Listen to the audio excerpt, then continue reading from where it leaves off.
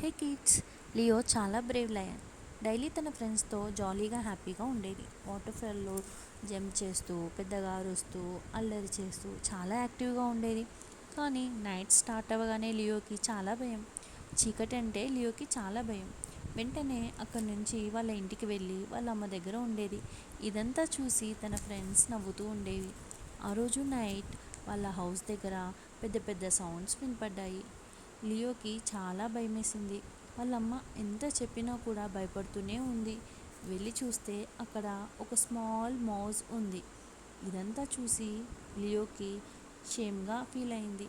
అరే, ఇంత చిన్న మౌస్ ధైర్యంగా ఉంది, కానీ నేను మాత్రం చీకటి అంటే భయపడుతున్నాను. ఇక నుంచి చీకటి అంటే భయపడడం మానేయాలి అనుకుంది. అప్పటి నుంచి నైట్ కూడా ధైర్యంగా తిరగగలిగింది. ఫ్రెండ్స్తో కూడా నైట్ ఆడడం స్టార్ట్ చేసింది.